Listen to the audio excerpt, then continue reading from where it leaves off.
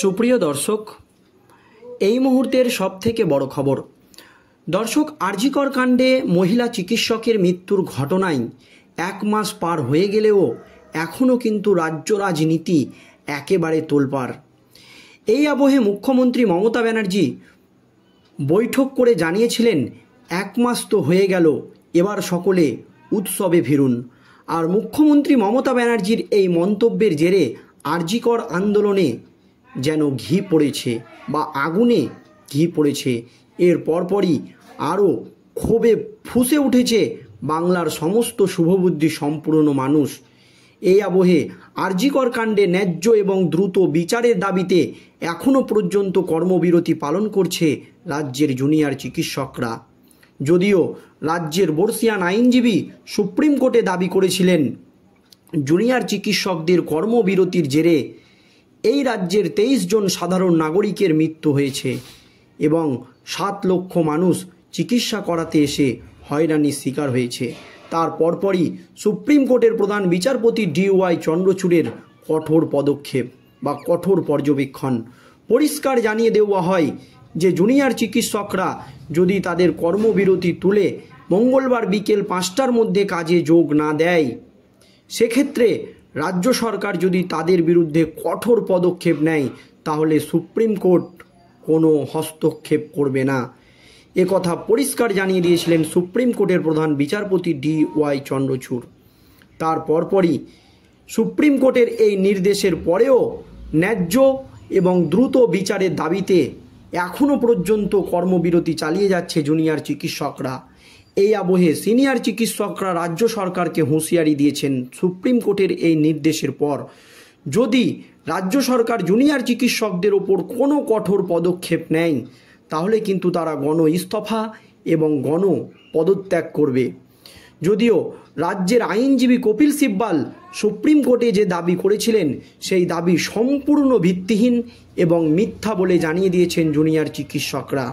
তাদের কর্মবিরতির জেরে রাজ্যে কোনো রকম চিকিৎসার অবনতি হয়নি, আর যদিও হয়ে থাকে সেই দায় রাজ্য সরকারকেই নিতে হবে, পরিষ্কার জানিয়ে দেয় জুনিয়র চিকিৎসকরা। এর পরপরই সুপ্রিম কোর্টকে বিভ্রান্ত করা এবং সুপ্রিম কোর্টে মিথ্যে অভিযান করার জন্য স্বাস্থ্য ভবন অভিযানের ডাক দিয়েছিল জুনিয়র চিকিৎসকরা। তার পরপরই স্বাস্থ্য ভবনের সামনে এখনও পর্যন্ত কর্মবিরতি চালিয়ে যাচ্ছে জুনিয়র চিকিৎসকরা।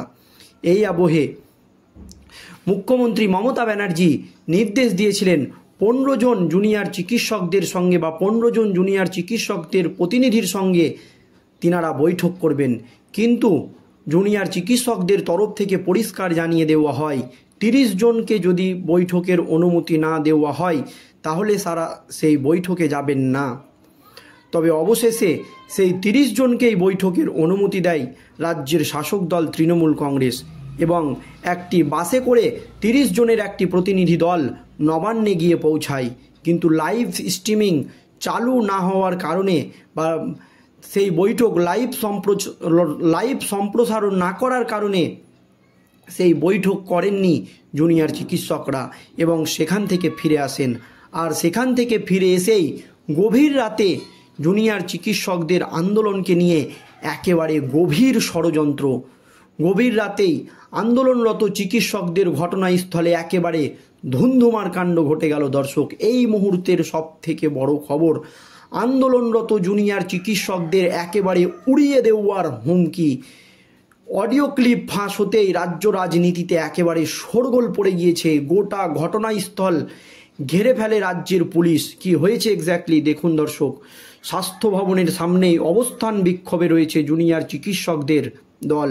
এরই মধ্যে শুক্রবার সকালে স্বাস্থ্য ভবনের সামনে জুনিয়র চিকিৎসকদের অবস্থান বিক্ষোভে বড়সড় হামলার চক্রান্ত চালাচ্ছে বামেদের একটি যুব সংগঠন এবং অতি বাম একটি সংগঠন। এই দুই সংগঠনের দুই নেতার মধ্যে কথোপকথনের একটি অডিও ক্লিপ প্রকাশ করে এমনই দাবি করেন তৃণমূল নেতা কুণাল ঘোষ। আর কুণাল ঘোষের এই মন্তব্যের পরপরই রাজ্য রাজনীতিতে শোরগোল পড়ে যায়। যদিও এই অডিও ক্লিপের সত্যতা আমরা যাচাই করিনি। যে অডিও ক্লিপ ঘিরে এই ধুন্ধুমার কাণ্ড ঘটেছিল জুনিয়র চিকিৎসকদের অবস্থানরত জায়গায়, সেই অডিও ক্লিপের সত্যতা কিন্তু আমরা যাচাই করিনি। রাজ্য সরকার এবং শাসক দল তৃণমূল কংগ্রেসকে বদনাম করতেই নাকি এই পরিকল্পনা করা হচ্ছে বলে অভিযোগ করেছেন তৃণমূল নেতা কুণাল ঘোষ। তৃণমূলের রাজ্য সাধারণ সম্পাদক দাবি করেছেন, গতকাল জুনিয়র চিকিৎসকরা যখন নবান্নে মুখ্যমন্ত্রীর সঙ্গে বৈঠকের জন্য গিয়েছিলেন তখনই এই হামলা চালানোর কথা ছিল, কিন্তু কোনো কারণে সেই হামলা চালানো সম্ভব হয়নি। কুণাল ঘোষের দাবি, যে দুটি সংগঠন মিলে এই চক্রান্ত সাজিয়েছে তাদের সূত্রেই এই অডিও ক্লিপ শাসক দলের হাতে চলে এসেছে। পরিষ্কার দাবি করেছেন কুণাল ঘোষ। অডিও ক্লিপ কাণ্ডের পর স্বাস্থ্য ভবনের সামনে অবস্থানরত জুনিয়র চিকিৎসকদের নিরাপত্তার খাতিরে তৎপর হয়ে ওঠে রাজ্যের পুলিশ প্রশাসন। গভীর রাতে গোটা ঘটনাস্থলকে একেবারে ঘিরে ফেলে রাজ্যের বিশাল পুলিশ বাহিনী। জানা গিয়েছে, স্বাস্থ্য ভবনের কাছে আপাতত ইতিমধ্যেই 14টি সিসি ক্যামেরা লাগানো হয়েছে। আন্দোলনরত চিকিৎসকরা যেখানে আন্দোলন করছেন তার আশেপাশে ইতিমধ্যেই 14টি সিসি ক্যামেরা লাগানোর কাজ শুরু করে দিয়েছে পুলিশ প্রশাসন। রাতেই ক্যামেরা লাগানোর কাজ শেষ হয়ে গিয়েছে। তবে বৃষ্টির জন্য ক্যামেরা লাগাতে সমস্যা হয়েছে। থানা থেকেই কন্ট্রোল রুম, থানা থেকেই দেখা হবে যে আন্দোলন চত্বরে কি চলছে। উল্লেখ্য, কুণাল ঘোষের প্রকাশ করা এই অডিও ক্লিপে দুই ব্যক্তির কথোপকথন উঠে এসেছে। সেখানে প্রথমে একজনকে বলতে শোনা যাচ্ছে, সাহেব অর্ডার করেছে সল্ট লেকের ওড়ানোর জন্য। এর পরের কথোপকথনে দ্বিতীয় ব্যক্তিকে বলতে শোনা গিয়েছে, আমি এত বছর এই কাজ করছি, কোনো দিন ভয় ডর লাগেনি, কিন্তু এখন এটাতে বিবেক লাগছে। করাটা কি ঠিক হবে? ওরা তো লোকের জীবন বাঁচায়। অডিও ক্লিপে বাপ্পা বলে একজনের নাম উঠে এসেছে। দর্শক, আর এই অডিও ক্লিপকে ঘিরে একেবারে ধুন্ধুমার কাণ্ড ঘটে গিয়েছে। যদিও একজন প্রাক্তন পুলিশ কর্তা দাবি করেছেন যে কুণাল ঘোষ এই অডিও ক্লিপ কোথায় পেয়েছে সেটা তাকে জিজ্ঞেস করা হোক, এবং কুণাল ঘোষ কেন এই অডিও ক্লিপ জনসমক্ষে আনলেন সেই নিয়েও কিন্তু তিনি প্রশ্ন তুলে দিয়েছেন। কারণ কুণাল ঘোষকে এই অডিও ক্লিপ সরাসরি পুলিশের হাতে দেওয়া উচিত ছিল।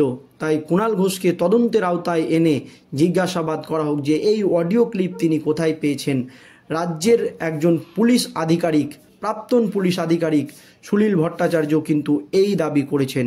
যদিও গভীর রাতে এই ঘটনাকে ঘিরে জুনিয়র চিকিৎসকদের যে আন্দোলনরত স্থল সেখানে কিন্তু একেবারে ধুন্ধুমার কাণ্ড ঘটে যায়। দর্শক, এই নিয়ে আপনাদের মতামত অবশ্যই ভিডিওর কমেন্ট বক্সে জানাবেন। ধন্যবাদ।